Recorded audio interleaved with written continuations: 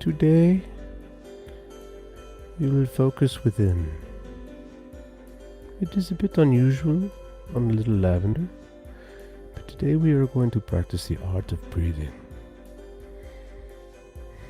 Very simple in concept, difficult in a world of total stress and complete bullshit. Kevin and I will take you on a journey that will start from your toes and work your way through the heart region and the lungs. It will end in the brain where all the crazy is. So please join us with the breath, all together now. A deep breath, I should say. And feel the stress leave your body. Feel your toes touch the Mother Earth. You'll feel the energy of healing and peacefulness and serenity. This is bullshit, man. You're not even in it, dude, man. I thought we were going to talk about the circular breathing, the circular anal breathing that you had suggested pre-show. Yeah, you got to take a breath in through your ass and then out through your mouth. Let's practice that together. You ready? Everybody Pause together. For one moment. If it's the other way around, that's known as a fart. We're not trying to steam up the room, so it is inward, right? Hey, man, from the road, brother, how are you? How you doing? I am great, Michael Shapiro. How are you? I'm good. I do miss like driving the country, but not like what you're doing. I mean, you did some shows, and now Max got sick, and so you decided to, instead of fly home because of the altitude and his congestion, to drive from Pennsylvania to Las Vegas. And you are where are you now? We're in the beautiful metropolis of Tulsa, Oklahoma. Tulsa, Oklahoma. And Oklahoma. Route 66. You're going to go through the car museums and all that stuff on the way. Yeah, very cool. No, we're not stopping. What about the cathedral thing? That's a good Chevy Chase vacation moment with Russ. We don't trust people. We're not stopping, and we're not packing on this trip either. So it's hard to make sure that the family stays protected. So we're protecting ourselves with staying in the vehicle. Okay, so it sounds like a nice, calming vacation trip that you've taken. It's America. Come on, we're all packing. You're an amazing father, man. I mean, my dad would have thrown me on the plane. I'd have been screaming, and been through pain. I know Erin had an experience as a kid, and she's not perpetuating what she had to go through. She's changing the pattern, and you're taking care of your kid and family time. Although, do you feel like when you guys get home, you're going to go in different directions, or are you going to actually? We're kind of like the weird family. You like each other? During the pandemic. Well, no, during the pandemic, it was there were a lot of people that went through some struggles with their relationships, right? Mm-hmm. You're now locked in a close quarters, and you're told not to go out and do many things. We looked at the pandemic as an incredible way to stay connected and together, and quite honestly, I want to say it was about a year. I said something to the effect of, I bet we're going to look back at this and we're going to be really thankful that we had this kind of time together. And we still do.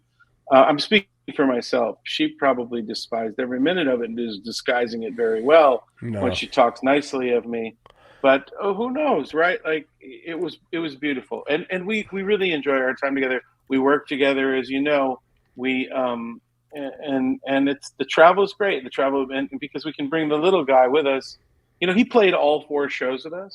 He actually went out and sang or was on stage? He did. He came dressed. He performed in Sellersville, Pennsylvania, in Washington, D.C., in Annapolis, Maryland, and just outside of Pittsburgh. 4 straight nights he got on stage. The little guy steals the show, as you could imagine. And he's now leading it. Like he's now saying, like we used to say, you want to get up on stage, and he would say, or yeah, I want to get up on stage and I want to dance. But now he's saying, hey, can you bring my stage outfit so I can get up and perform? And it's like, wow, okay, sure. That's pretty great. If you want to. And does he dress himself? Does he take the initiative to prepare? Or? Mom helps. Yeah, so we got to break that cycle. Yeah, he's now if he's leading it and he's walking out there, now it's time he's got to be responsible. And then he'll get to the or wait a minute, never put him there, and he'll always expect to be at the level of. You got to hear this. So the last show of our summer tour, we've played. We've been on the road since May, essentially, and the last show of our summer tour, he's sitting at a table with a group of people at the meet and greet on his own, and he walks up to me and goes, "Dad, somebody gave me a $20 bill as a thank you. And Wow. I was like, Max, first of all, that's very kind. Did you say thank you? And he said, yes. I said, next time someone does that, I think it's smart if we just say, thank you. You don't have to give me the money. It's our pleasure to entertain you that night. But he was like, no, I'm keeping that 20. Hang on a second. We have a visitor. Hey, listen, Murray Sawchuk here, celebrity magician. And I'll tell you this right now. When people give you a 20, don't split it with the band. Put it in your pocket. No, nobody sees it. Put that money in your pocket. It's gone. And you earned that money. You dealt with the shit. So it's everybody, fuck off. All right. Murray is weird. He just pops in like that, and with not good advice, I would also comment on. We love Murray Sawchuk. You know, you didn't go to his house last night, huh? I didn't. I didn't feel like smoking a cigar, and I was kind of coming down from my wife's birthday, the gluttonous day that we had, and I just felt. Tell us about this gluttony of your wife's birthday. Really? You want to be on the podcast? Quiet. That's Melvin. He's like, yeah, the gluttonous, all right. We lounged around. She wanted to sleep in. I got up with the dogs. I made her coffee. You know, got her flowers and all this stuff. And then she got up and we went to a French, amazing French bistro on Horizon Ridge between Green Valley Parkway and Valley Verde. We came home and we watched a couple of really good movies. We laid on the couch. Didn't get the pool time in that we had planned, and then we ordered. We went to Green Valley Ranch and picked up Pizza Rock, and we gambled a little bit. We lost like $25 each, and then we brought the pizza home and we ate the pizza and watched another movie, and that was the day. I mean, it was just That sounds like a resounding win to me. Except that Monday You came. didn't lose. Well, I lost because eating all those carbs and like we didn't exercise. You know, it was not a balanced day. So at 72, I feel that, you know, at times. When I was young, when I was in my 50s, it didn't make a difference. But at 72, I don't recover from that like I used to. How do you recover from your balls hitting the toilet water when you're sitting down? Mine don't. I carry this little towel with me. This is my ball towel, and I just kind of dab them. I tap them. You know, as they hit the water. As you age, you know, the gravity happens and things dangle a little bit more than they used to. Mine, you know. You know, there's surgery for that, but let me give you a tip. Okay, so Yeah. take a handful of ice cubes before you go sit down on the toilet and just cup your balls with the ice cubes. That will essentially tighten up the ball sack, and now you've got at least a minute and a half to do your business, 2 minutes. The longer you sit, the less effective this little trick is, but I highly recommend it. I've been using a retinol cream to get rid of the wrinkles, actually, and it's. Do you think? Oh, wait a minute. You think the eye cream would work on your balls? Why don't we do this for next week? Why don't we both test it out and come on this next week and talk about how the wrinkles went away? I got an idea. Let's take that product. We'll buy it in bulk. We'll repackage it and we'll ship it out as ball tightening cream. And you know what? You can It's sponsored by my new scent. It is called Taint by Souchet. We have a limited number of bottles. You still can pick it up. It's $29.99. It stings the nostrils a little bit, but listen, you've never smelled tangier. But the bottle also has multi-purpose. It's included in the price. You get the bottle, you keep the bottle, use the bottle. It's nice. Of course. Yeah. Listen, today's episode sponsored by Generosity. 10 cents for every bottle goes to major charities. It's really an amazing product. There's a lot of sugar in this tea. They're going to make a sugar-free version. It should be called diabetes. Okay. That's how much sugar's in that fucking tea. All right, listen. Do me a favor. We got tonight is a concert for a cause with Michael Grimm. There's time to get down there and check it out. Money is being raised for St. Jude's Ranch for Children. That's downtown at Notoriety. Cocktails at 6. The show starts at 7. Mr. Nobody is Michael Grimm's new little thing he's doing, and these two guys are great. Trippy and Zappia, they're amazing. So if you're not doing anything tonight, shoot down to Notoriety and check out Concerts for a Cause. Thank you for doing it. And remember, if you are still looking to figure out who you're supporting this year, we are running, write our name in whenever you go, Shapiro Sucre 24. Why the fuck not? Yeah, we haven't really raised any money for the campaign, though. And these campaigns today are fueled by finance. It's finance. And that's kind of a disappointment, I think, in a democracy. But I think that everybody should get an equal amount. It should be all small donors. This super PAC stuff is confusing everything. Here we go. So, yeah, look, are you gonna lay your philosophy on us now too? No, I'm not going to lay. You know my philosophy. I'm not going to lay that on. And we're followed tonight by a crazy. Hi Patrick, a crazy debate tonight, which is You guys are hilarious. They call us the Ball Boys. the Ball Boys. We're the Ball Boys. Are you going to watch the debate? Me? Yeah, you're in a I don't know different if time zone. Oklahoma gets reception like that. Does Oklahoma get television reception? I haven't been here yet, so this is my first. It's dial-up TV. It takes a little while. There's a buffer thing going on. My hotel room here doesn't have a television in it. Oh yes, it does. It's got a salt lick. It looks like that's a tail of an old Chevy or Cadillac with an exhaust pipe out of the top and a headlight. Yeah, it's trying real hard as well. You know what I love about your room? It actually has Los Angeles on the map, right? I mean Las Vegas, right on the map. Las Vegas, right there. Look, That's pretty great. I asked for the Vegas room. I wanted to feel closer to home. Tomorrow I'll be a little closer to home. I'll be in Albuquerque. Cool. Yeah, what's in Albuquerque? No. Look, go to Taos and check out the ski resort there with no snow on it. So we got a fun show today. We got a great guest. This guy's so important to me. I met this gentleman a long time ago at a treatment center that I was going to, and then I went back and went to an alumni retreat, and he was the hired a comedian. He's a comedian, but this guy's got a grip on life, and he's become a dear friend to me over all these years, and quite frankly, part of the foundation of recovery that I stand upon, and just.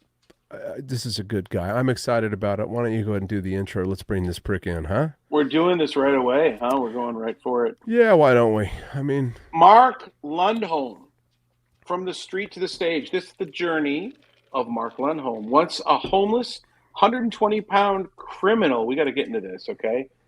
He was an addict who has now performed in 15 countries in all 50 United States, repeatedly.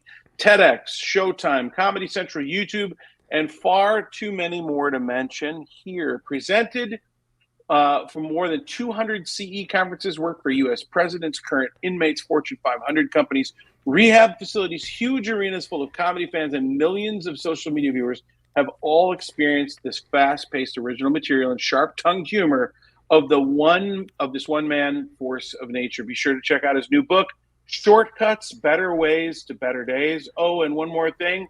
He has been clean and sober for more than 35 years. Let's take a look into Mark Lundholm. I know what you laugh at tonight will tell me who you are. It's not hard for me to figure out, with all the material I have, who's whom in the room. It's not. And that's not to out who you are, but I hope you're comfortable enough to know that you have a humor muscle that God gave you. If you're not a God person, don't let that word fry you. And I'm no threat to you. This is not church, but I don't care when you get the jokes. But this show, if you're Baptist, hardcore Sunday go-to-meeting person every week, never miss, you'll love this show. It's kind, it's got heart, there's some substance to it, there's a place of grace I occupy. If you're a hardcore atheist, you're going to love the show too, and we're just going to say, God bless you as you travel. So, if you're agnostic, hey, whatever. I admire your casual connection and root for your eventual epiphany. There is no threat to you today if you have a God, don't have a God, have a specific God. I grew up Catholic, and because I'm divorced now, there's kind of a fracture there in the relationship. You know, my ex-wife and I, the plaintiff, she's a phenomenal person. Ladies and gentlemen, Mr. Mark Lundholm joins us today. Dude. What a pleasure. I've been listening to the whole podcast. You forced me to do that by putting me in the waiting room. But I got it. We thank you for being our one listener. Oh, listen, I'd hate for you guys to do this by yourselves. It would be at least masturbatory. But what I found out was I was asking myself, hey, what gear am I in here? What language? I speak about 90 languages. They're all English, but they're adjusted to the audience, and I owe them that as a performer. I speak corporate, I speak kid, I'm fluent in female, but I'm listening to you guys and the opening and stuff, and I thought, these guys are raw dogging it. They have no to please people. I mean, I'm going to, when we're done here, I'm going to be candid with you. I'm going to go back to my room and I'm going to try to breathe in through my rectum. I don't listen. It's a meditative process, and if you work hard enough, you will be able to circular breathe anally. That's what we're teaching. Listen, A, I don't want any part of that. B is I'm sure that's how you rationalize your behavior on the road, Kevin. But what happens is that it's so fun to watch you guys, and I'm not buttering up because I already got the gig. I'm on, and right. I know there's a huge line to be on your podcast. There must be 2 or 3 people standing outside there. So I want to tell you that it's fun to watch people be themselves with other. Have some kind of message, and so far the message is I can't count the podcasts I've been allowed to do, since Coronageddon, right? But I know that I've watched people pose, image conscious. I got to look good. I'm in Hollywood. I got to iron the front of my clothes and forget the back of me. Nobody's going to see it anyway. But I watch you guys be human dads, husbands. It's funny to watch people be themselves, like we're just sitting around. Kevin and I have never met. Michael and I, at this point, we should have kids together. We've been that close. So I think it's phenomenal, and I'm glad to be on and just let the ball roll. I would have kids with you, but you both told me that my raisins are dried up, or whatever you call it. So. I'm the one who said that. It was hurtful. What I said was that Jolay is young enough, hot enough, attractive enough to where, Michael, if you died and Kevin could keep it a secret from his wife, she'd have plenty of options for kids, man. I can still crank it up. So as much as I love you, let me add a little bit of lavender here. You're one of my dearest friends as far as a beacon of entertainment excellence, which entertainment is less than 0.5% of, there's a lot of garage bands out there. Yeah. And there's a lot of comedians who are funny at work, or they're funny at home, or they're funny when they're drunk. To make this happen as a living, perform, write your stuff, put your heart out there, make it an inside out experience. My soul is showing kind of thing, without being, preachy, is an art form. Being real, man. Being real is not as common, and I find it a breath of fresh air. I remember one of the first things that you shared, that I held on to all these years is Mark walked out on this stage, Kevin, and he said, "I suffer from first thought wrong." And when he said that, I thought, "Oh, Jesus, I had no awareness that I even had these thoughts and my impulses," and it put it in a frame for me to be able to wrap my head around it. Can you speak on that particular phrase that you coined and created? Well, listen, I wrote that in a treatment center in the late 80s because I was... While you were in it? Yeah. A patient in Oakland, California, my hometown, 5150, 4-point restraint introduction to, hey, really, who are you, man? Because I told people today, I work with patients, newcomers, stuff. I got a weird niche. And I said, listen, I hope you stay sober long enough to become the person you told people you were.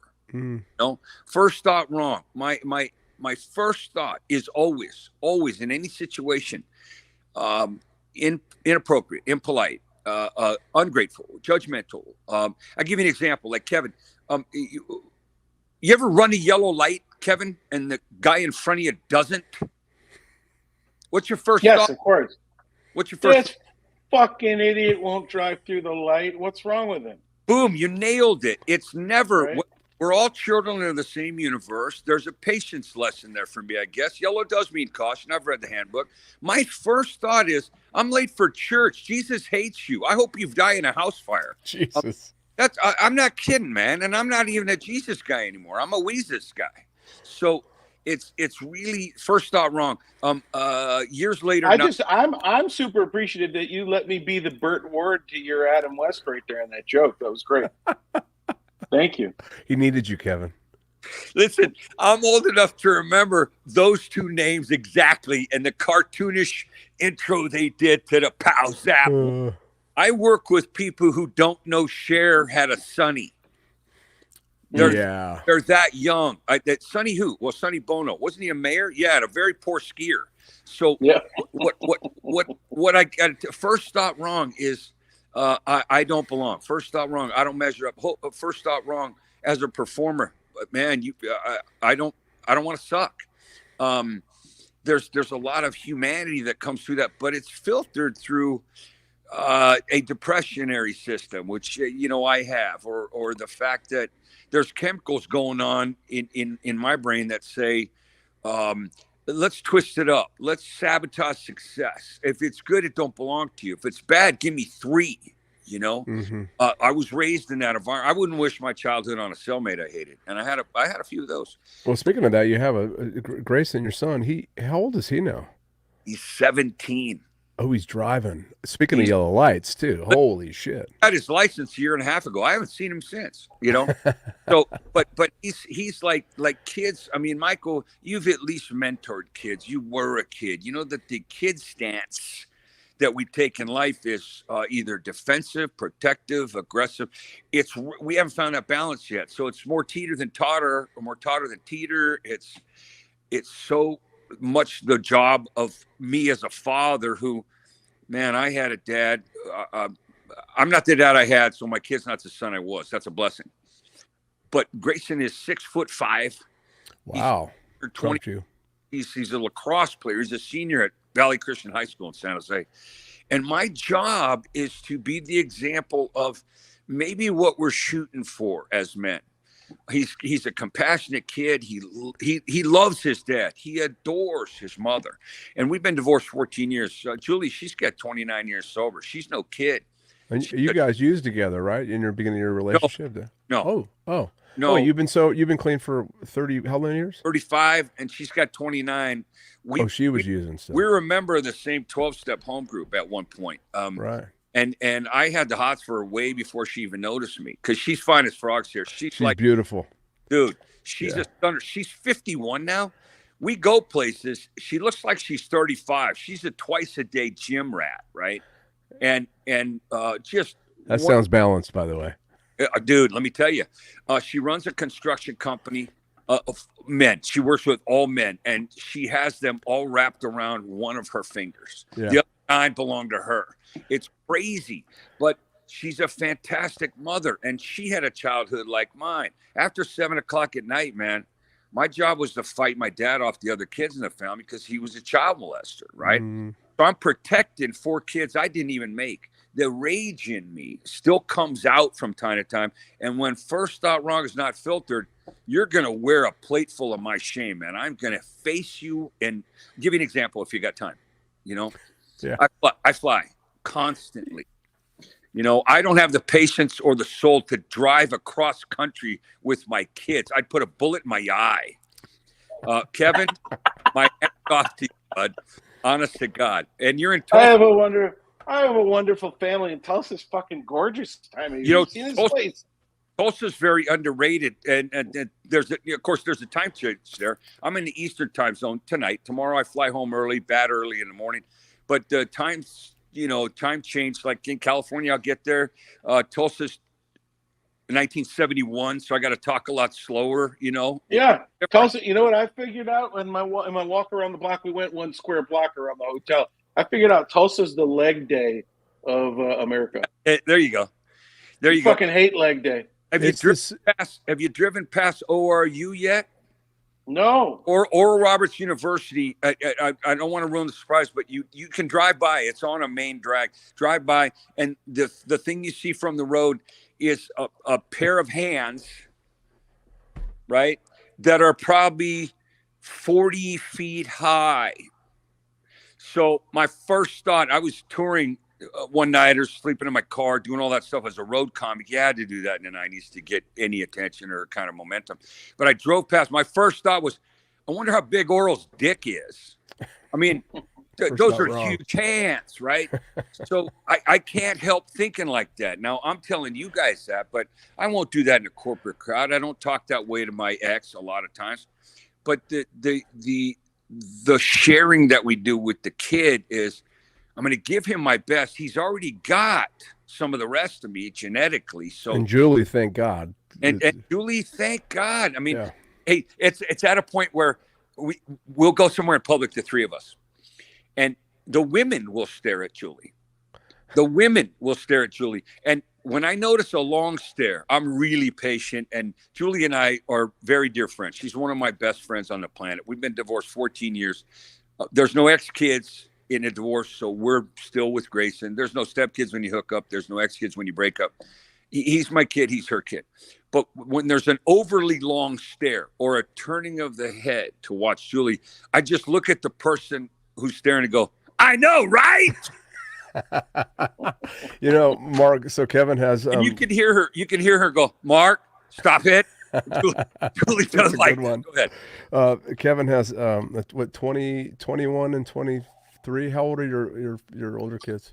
24 and 22. 24 and 22 from a previous marriage, and then he's got Max is 10. He just turned 10. Just turned 10 with his current wife Erin, and like, you know, watching them navigate all that has been interesting. And as a father traveling, you do a lot of days on the road. He gets to bring Max with him, but like being away from the family life, he's got his family with him. Was that hard for you early on?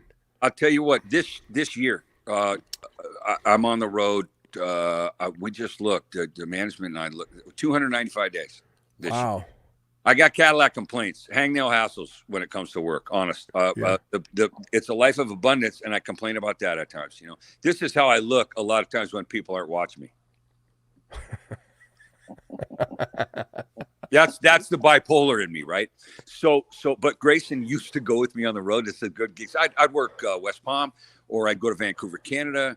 I'd go someplace where it was Orlando, someplace interesting as a kid. He kind of put the kibosh on that about 15, 16 when he got a girlfriend. All of a sudden, it wasn't his favorite company or compatriot. And Julie and I and Grayson, I got 3 kids from 3 different mothers, Kevin. I used to do a lot of poking locals on the road. So I got a 36-year-old, 26-year-old, 17. Every 10 years or so, I used to make a kid, you know? And I'm about to do this weekend, I think. Maybe we'll go to an meeting. That's an interesting hobby.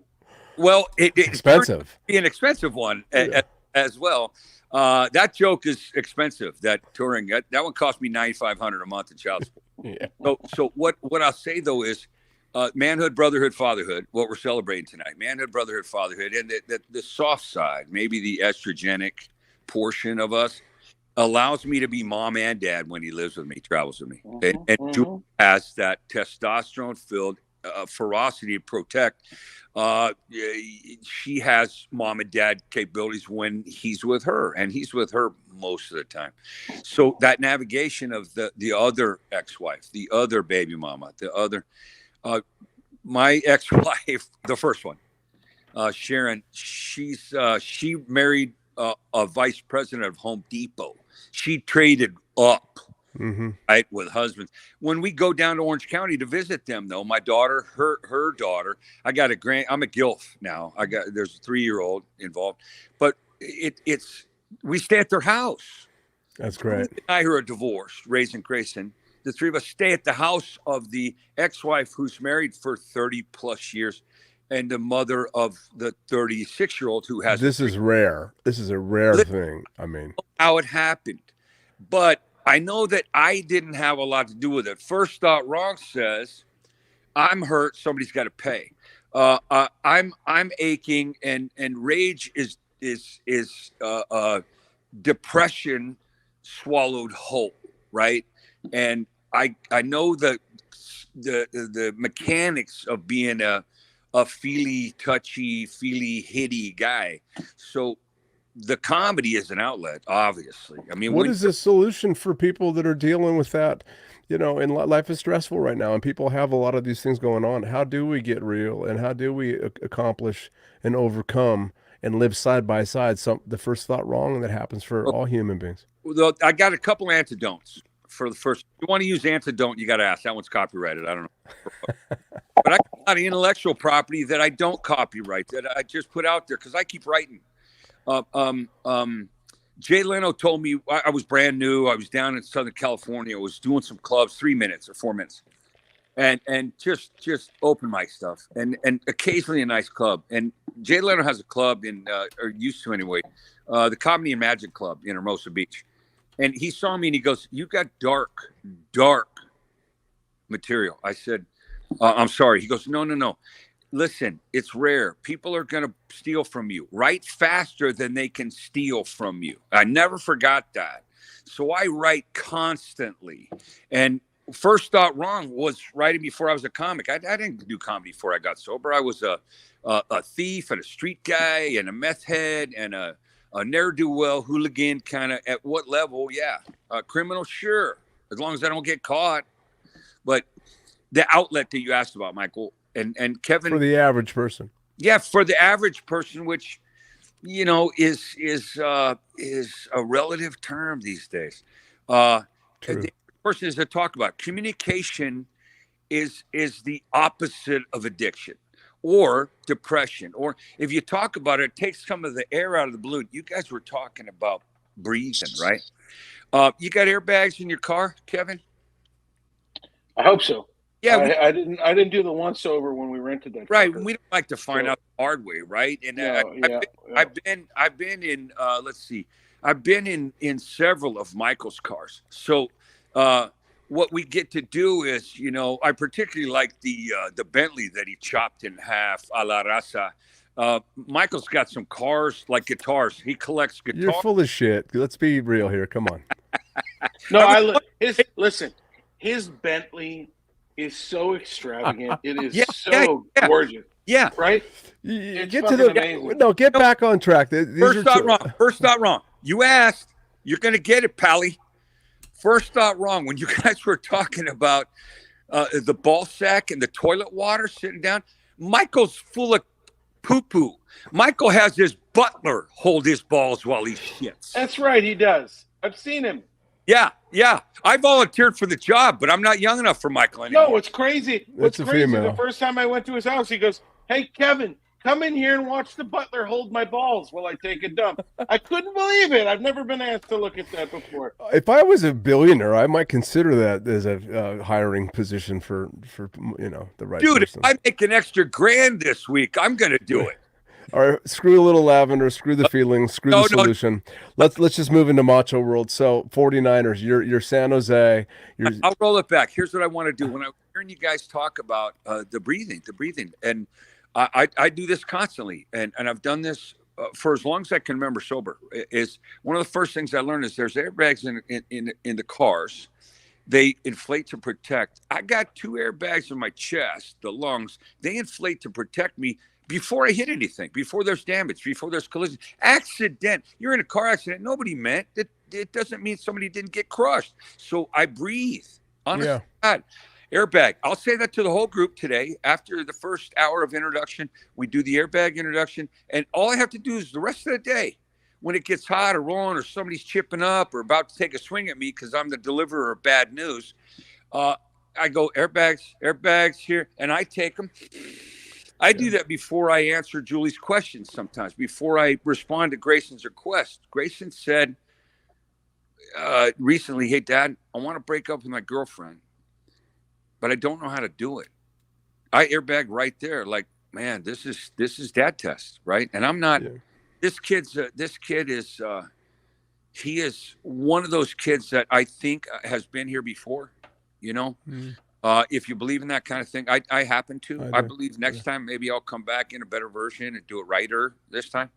But he said to me, I wanna be respectful. He goes,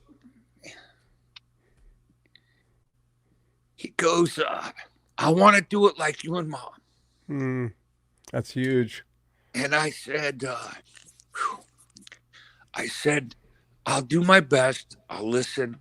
Can you give me time to respond? Because I'm fast with words that are cruel or wicked or comical or, I'll sever the neck of some heckler. I learned that as a little kid, My dad was who he was. I could put him in a corner the next day with 5 sentences as a 5-year-old, 6-year-old. I could put him in a corner crying because of what he did the night before. I would just unleash I learned that, you know, I can roast people. I can respond to hecklers. I rarely get heckled. I talk too fast and too much for them to get in a word. We've been trying for this whole episode. We've been trying to heckle you, and you just. You want to hear my first thought, Michael Shapiro? Yeah, it's wrong. No. Yeah. So the breathing. So you pause. Right, airbag, and I said to him, I said, well, what's your plan? He goes, well, I want to break up with her Friday. So that she has the weekend, I have the weekend, because I got to see her again at school Monday. I said, I like it. And I said, well, what's the reason? He goes, she wants too much of my time, Dad. She wants me all the time. And first thought, second thought, third thought, wrong. I said, I'm thinking, where was these chicks when I was in school, man? And so I said, I like it. Good plan. He goes, I think I'll do it Friday. So a couple weeks go by, and I don't, hear about the thing, and I don't go poking, even though I want to. He said, I said, hey, how'd it go with Lauren? He goes, well, Dad. He goes, I broke up with her on the Friday. I said, so how'd it go? He goes, well, I gotta tell you something. Thursday night we were at Bible study at the Wilson's house, and we were the last two to leave. And she offered to give me head, and I go, okay. Now I'm thinking first thought, what's her mother look like? I wonder, is this, you want to break up with it? She sounds like a keeper, son, and all this stuff, right? And I said, so what'd you do? He goes, I said no. I said no to the oral. I said, you really? First thought wrong, second thought wrong, third thought wrong. You're going to be sorry later, man. You're going to be Michael Shapiro's age and wish you got more. I said, well, why'd you say no? He goes, Dad, if I said yes to that on Thursday night, she and I would both hate my guts on Friday. Wise, huh? Pretty wise. I thought, man, oh man, this baby Buddha, this junior Jesus, I got no business raising a kid this good. I'm less than, I'm unworthy. He's already a better man than I'll ever be. All this second, third, 15th thought into it. I said, well, listen, thanks for the example. I appreciate it. He goes, I watched you lose Mom without being a loser, Dad. Huge. Yeah. Wow. You're underestimating your impact too, Mark. Julie said that. I told her about the head story, and she goes, Jesus, she sounds like one of us, which means the addicted, afflicted, convicted. Yeah. And she said, I'd never seen Lauren.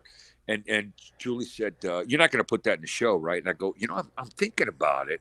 She goes, just don't. Leave it alone. Yeah. He said, no, I'm going to talk about it on a Little Lavender with because there's nobody watching it. Yeah. Well, I'm not worried about exposure talking to you. Right. Of course. Right. So, but I would share that. I would share that with other men, a men's group, a kind of in a gentle fashion. There's a GPS toward manhood. Shoot up, show up, speak up, grow up. All that stuff that the three of us are trying to do and raise kids or raise awareness, Michael, and fairness that you want to. You guys opened with a fundraiser, an attention getter, friend raiser, whatever it is. That's not St. Jude House. I'm very familiar with them.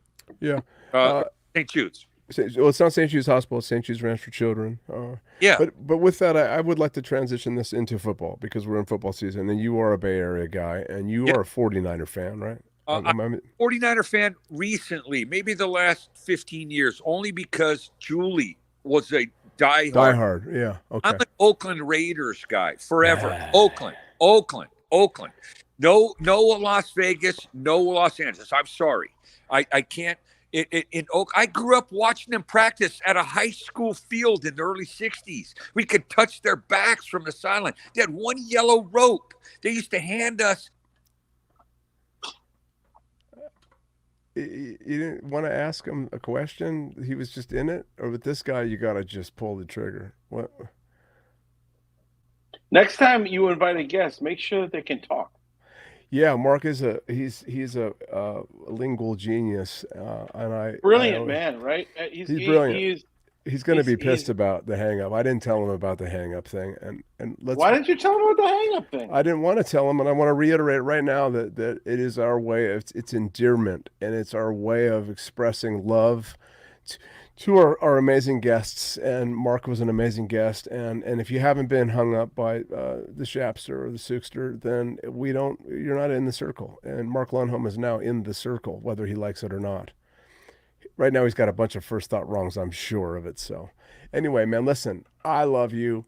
I got to go get an anniversary gift. This is an anniversary for my wife. Our anniversary is on the 12th, which is Thursday, and we're setting some stuff up. And you safe travels, man. You're leaving tomorrow. You're going to make it to Albuquerque. Albuquerque tomorrow night. Take a night off. We're gonna look for some Roadkill Cafe in Albuquerque. I'm sure we'll have a nice little meal on the road, and then back in Las Vegas for some shows this weekend at our home at the Venetian. If you're around, you want to come to the show, hit me up. There's still some tickets up for Friday night. So you're playing